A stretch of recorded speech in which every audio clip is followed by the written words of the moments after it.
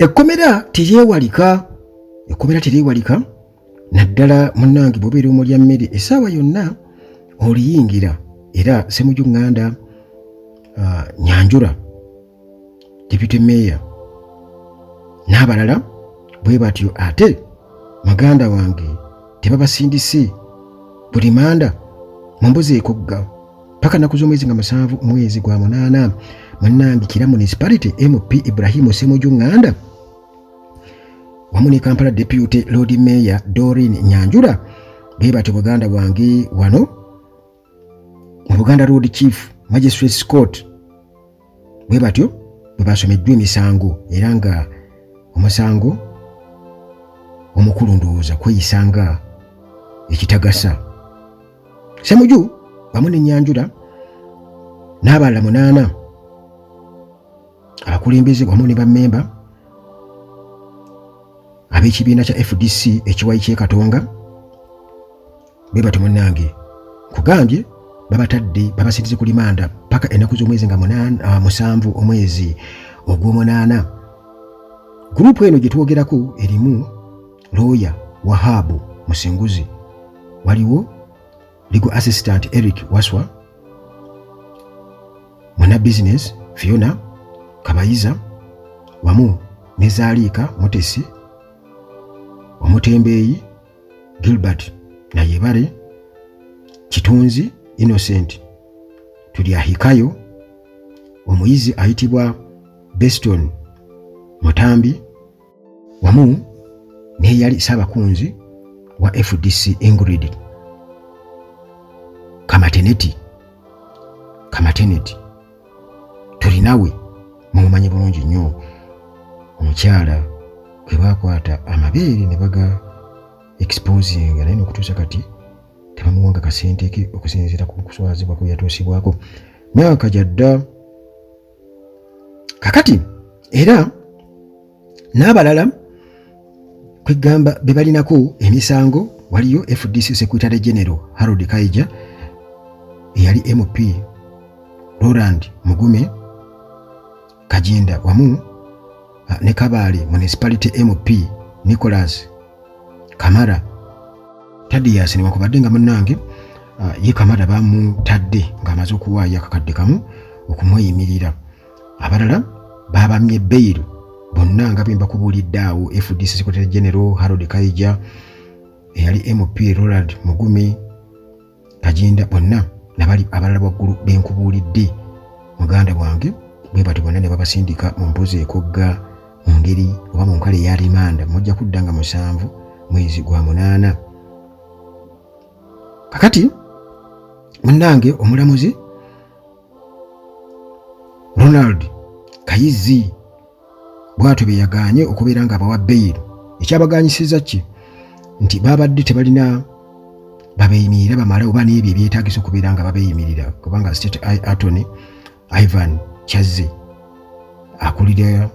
akulembedde mu oludda oluwaabi bw'atyo yawaabidde mu kuwaaba mu mpaaba yagamba nti nga August mwezi ogw'omunaana nga 5 wali ku Katonga Road mu Kampala gurupu eno mu nkola ey'obumenyi bw'amateeka bwetyo yeeyisa mu ngeri etasaanidde ne batandika okubeera nga baziba enguudo ne baleetera okubeera nga bataataaganya emirimu. Ekyo ne kibaviirako okubeera nti muganda wange bamenya etteeka. Kakati olwo bano abavunaanibwa nga bawolerezebwa balooya okuli Samuel Wanda wamu ne Kampala Road Mayor Elias Lukwago. Bino byonna munnange bagamba ebyabwe bussa era emisango bagyegaanye ne basalawo abantu babe beeyimirirwe kubanga balina obuvunaanyizibwa bunene nnyo mu kibiina kya FDC wamu ne mu kulindirira annual FDC Delegates Conference ejja August 15 2024. Naye munnange oludda oluwaabi bwe lutyo ne luwakanya bail application okusaba okweyimirirwa nga bagamba nti abasaba okweyimirira abasaba okubeera nga beeyimirirwa tebatuukiriza bisaanyizo birina kubeera nti nno bebasobozesa okubeera nga beeyimirira bwe balemereddwa okuleeta original IDs n'ababeeyimirira nabo bakibogwe n'obutawera, ate era nti n'ebbaluwa okuva eri LC1 nga tebazirina. Bano bakwatibwa ku lunaku lwa Mande. Ojja kwebuuza bakwatibwa ddi, lwaki? Ate kati lunaku lwali lwa Mande baali batambula nga bagenda ku Kenyan High Commission wano mu Kampala okubeera nga beekalakaasa mu nkola ey'emirembe, era nga ensonga yali yakwemulugunya beekalakaasa ku lwa bannaabwe 36 ba memba ba FDC abakwatibwa e Kisumu omwezi oguwedde. Kakati bano abakwatibwa 36 bakwatibwa ku misango gy'obutujju, era baali bagenze kubeera nga babeerawo mu kutendekebwa governance training program.